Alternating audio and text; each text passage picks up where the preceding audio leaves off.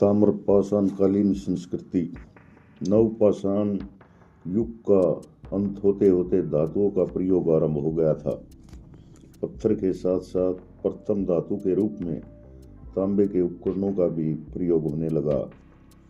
ताम्रपाषाणकालीन लोग प्रमुख ग्रामीण समुदाय के लोग थे।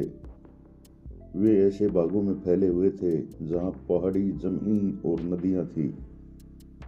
भारत के विभिन्न भूभागों में उपलब्ध ताम्रपाषाणकालीन संस्कृति को 6 भागों में बांटा गया है।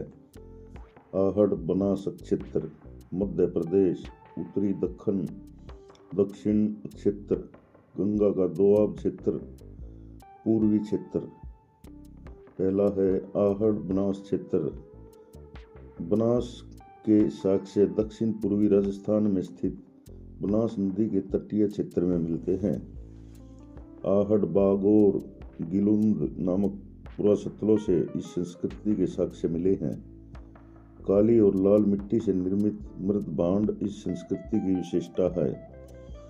इन मृद भांडों का बाहरी भाग सफेद रंग से रंगा है, जिस पर ज्योमेट्री आकृतियां और गोल अर्धवलयाकार स्वरूपों के चित्र उत्कीर्ण किए गए हैं।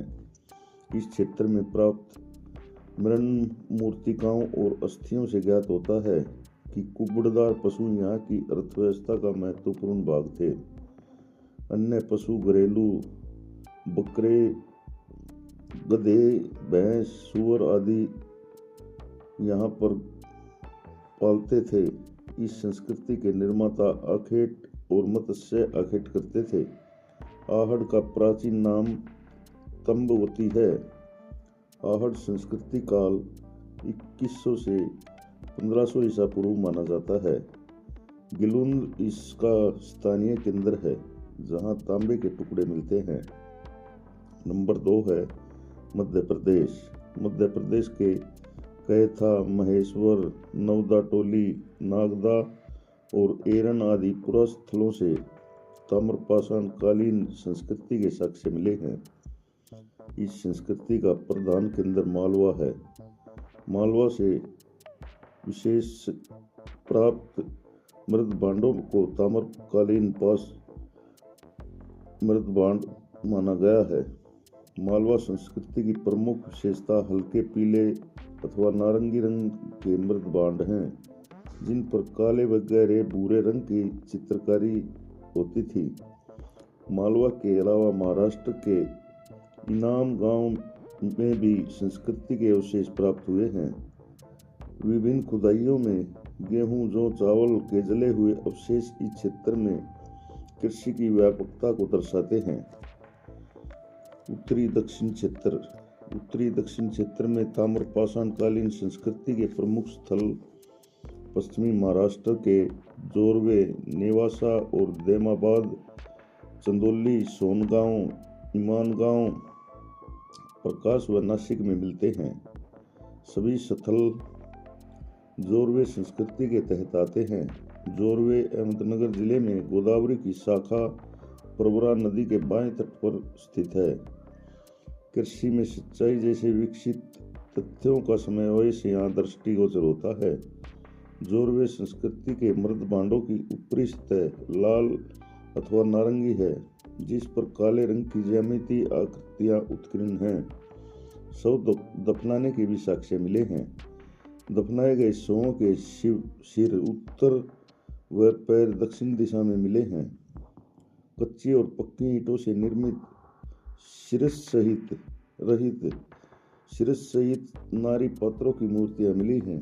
संभवतः यह मूर्तियां प्रजनन शक्ति की उपासना स्वरूप में लाई जाती होंगी।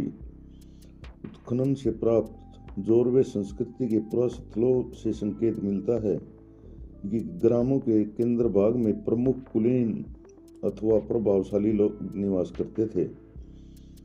नंबर 4 है दक्षिण क्षेत्र। भारत के दक्षिणी पठार के प्रमुख पिकली हिल, ब्रह्मगिरी और मुस्की आदि पुरास्थलों में ताम्रपाषाणकालीन संस्कृति के साक्ष्य मिले हैं। इन साक्ष्यों से कृषि, आखेट, खाद्य संग्रह की अवस्था दृष्टिगोचर होती है। लाल और 11वें मर्दबांड प्राप्त हुए हैं। गंगा का दोआब क्षेत्र। गंगा का दोआब क्षेत्र के बाद दुर्वाद, अम्बाखेड़ी, हस्तिनापुर व सौराष्ट्र में लोथल, रंगपुर, सोमनाथ और रोजड़ी आदि स्थलों से ताम्रपाषाणकालीन संस्कृति के साक्ष्य मिले हैं। मध्य गंगा घाटी की ताम्रपाषाणकालीन संस्कृति के तहत यहाँ गेरुए रंग के मृदभांड बनाने की संस्कृति काफी फली फूली थी। इसके अलावा यहाँ तांबे से निर्मित कड़े, छल्ले, तलवार और कुल्हाड़ियाँ प्राप्त हुई हैं। पूर्वी क्षेत्र। पूर्व भारत के चिरांद, विंध्य क्षेत्र, पश्चिमी बंगाल, बिहार, पूर्वी उत्तर प्रदेश आदि स्थलों से इस संस्कृति के साक्ष्य मिले हैं। यहाँ मिट्टी के बर्तन बनाने की कला काफी उन्नत थी।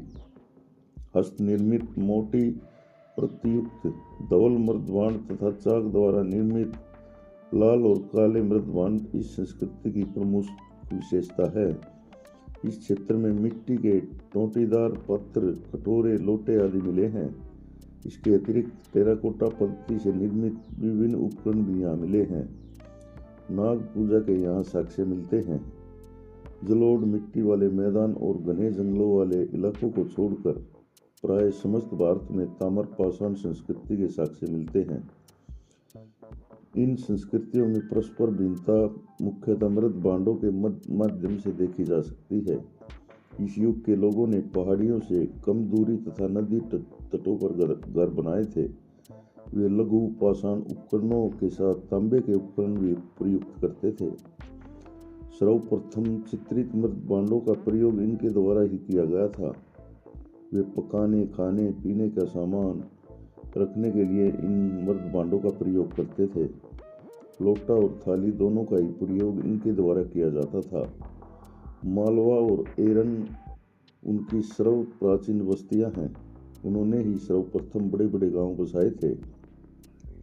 ताम्रपाषाण युग के लोग गाय, भेड़, बकरी, सूअर और भैंसे पालते थे। हिरण का शिकार करते थे, परंतु वे पशुपालन का सदुपयोग न कर सके। वे गेहूं, चावल, बाजरा, मसूर, उड़द, मूंग, दलहन, मटर, रागी, अलसी तथा कपास उगाते थे। परंतु हल और फावड़ा की अनुपलब्धता के कारण विस्तृत कृषि के स्थान पर इस संस्कृति के लोग झूम खेती करते थे। वे मछली पकड़ने के लिए कांटे का प्रयोग करते थे। अपने घर पर गीली मिट्टी थोक कर बनाते थे। इस संस्कृति के निर्माता तांबे का शिल्प क्रम और पत्थर का कार्य भी अच्छा करते थे। यह सभी ताम्रपाषाण कालीन संस्कृतियाँ विशेषतः उन भूभागों में फली फूली जहाँ कृषि हेतु पर्याप्त उपजाऊ मिट्टी उपलब्ध थी। ये था ताम्रपाषाण कालीन संस्कृति। आपको कैसा लगा ज़रूर बताएं और मेरे चैनल को सब्सक्राइब ज़रूर करें। धन्यवाद।